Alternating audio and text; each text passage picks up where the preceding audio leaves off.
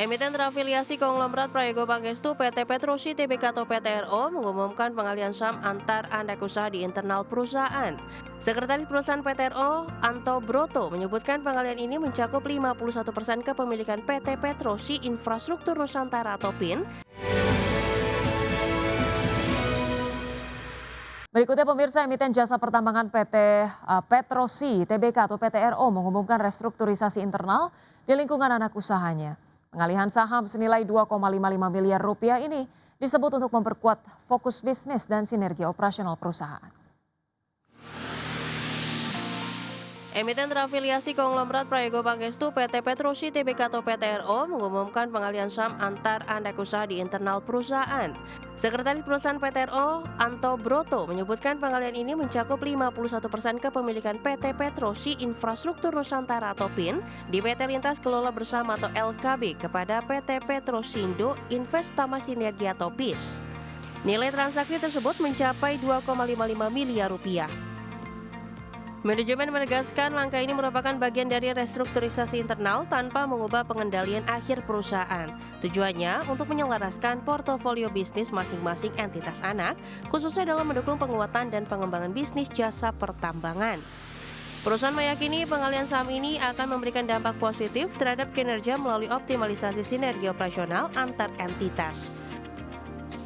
Merujuk PUJK nomor 42 tahun 2020, aksi ini tergolong transaksi afiliasi yang tidak memerlukan persetujuan RUPS maupun pengguna jasa penilai, karena dilakukan antar entitas yang sahamnya dimiliki hampir seluruhnya oleh PTRO. Hingga penutupan perdagangan Selasa 24 Februari 2026, saham PTRO berada di level Rp6.650 per saham, melemah 6,67% dan secara tahunan berjalan terkoreksi 39,13%. Berbagi sumber, IDEX Channel. Kita sukses menandatangani kesepakatan Agreement on Reciprocal Trade dengan Amerika Serikat. Indonesia langsung menandatangani kesepakatan kerjasama strategis sektor transformasi ekonomi berbasis inovasi dan teknologi.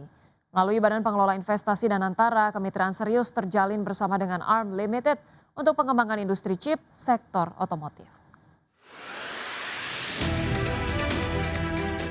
Presiden Prabowo Subianto secara resmi langsung menyaksikan kesepakatan kemitraan strategis antara Badan Pengelola Investasi dan Antara dengan ARM Limited, salah satu perusahaan yang menguasai pasar semikonduktor di London, Inggris. Di mana ARM diketahui menguasai sekitar 96% teknologi chip untuk sektor otomotif global serta hampir 94% desain chip untuk pusat data dan kecerdasan buatan atau artificial intelligence. Penandatanganan kerjasama strategis ini menandakan bahwa Indonesia percepat lompatan industri semikonduktor. Menteri Koordinator Bidang Perekonomian Airlangga Hartarto menegaskan penandatanganan kemitraan strategis tersebut sebagai bentuk perhatian besar pemerintah terhadap prospek kemajuan teknologi dan transformasi ekonomi Indonesia berbasis inovasi. Di sisi lain, melalui kerjasama tersebut, Indonesia menargetkan percepatan penguasaan teknologi strategis yang selama ini menjadi fondasi berbagai inovasi digital modern. Nah, ini merupakan kerjasama Indonesia agar Indonesia bisa menguasai teknologi semikonduktor.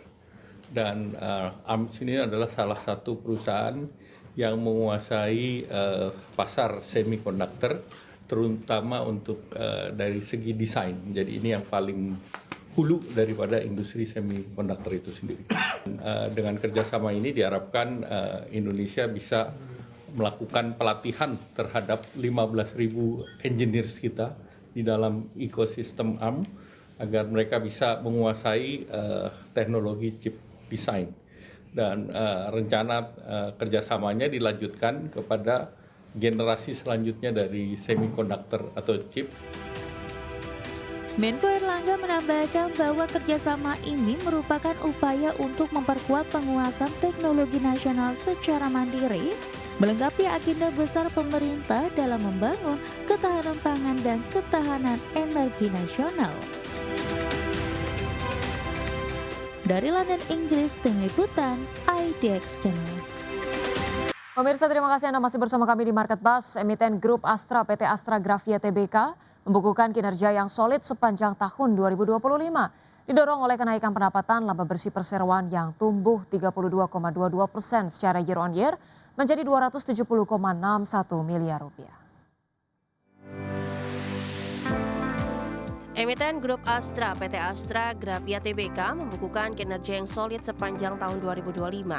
Laba bersih yang mampu dicatatkan perseroan tumbuh 32,22% year on year menjadi 270,61 miliar rupiah.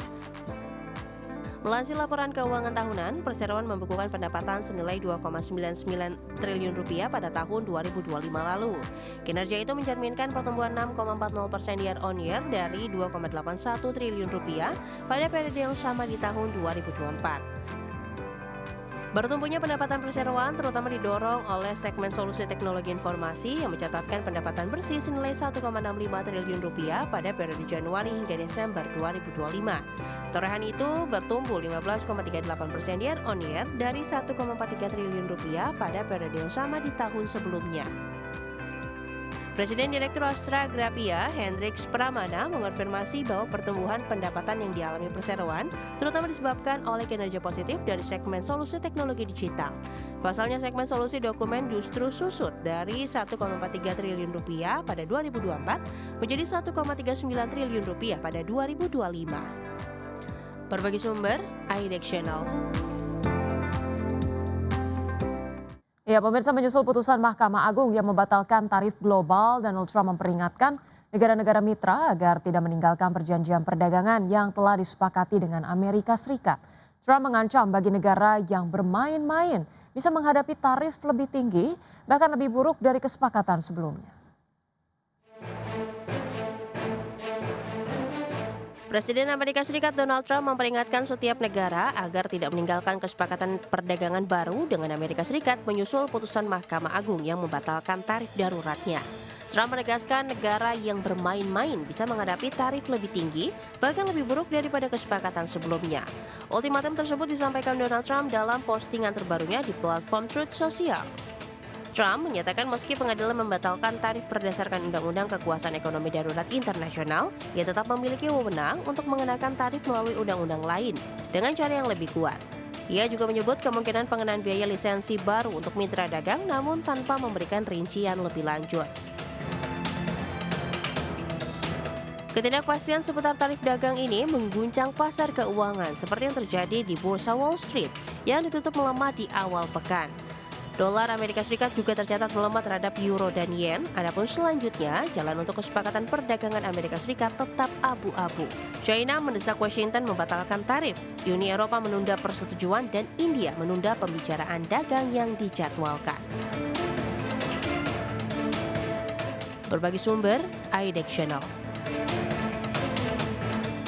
Pemirsa, emiten kontraktor batubara PT Buma International Group Tbk melaporkan telah menyerap belanja modal sekitar 170 juta dolar Amerika di sepanjang tahun 2025. Direktur Buma International Group Iwan Fuad Salim menyatakan serapan belanja modal sebagian besar digunakan untuk ekspansi dan perawatan. Ia menjelaskan serapan belanja modal di sepanjang tahun 2025 tersebut lebih rendah dibandingkan dengan target awal tahun. Salah satu penyebab dari rendahnya serapan belanja modal yakni karena penurunan biaya per unit perseroan. Adapun untuk belanja modal tahun 2026 perseroan belum memiliki angka pasti. Namun manajemen memastikan bahwa perseroan akan melihat opsi-opsi pendanaan yang ada untuk mendanai belanja modal. Adapun pemirsa, untuk tahun 2025 lalu pendanaan diketahui berasal dari kombinasi pinjaman bank, leasing dan obligasi.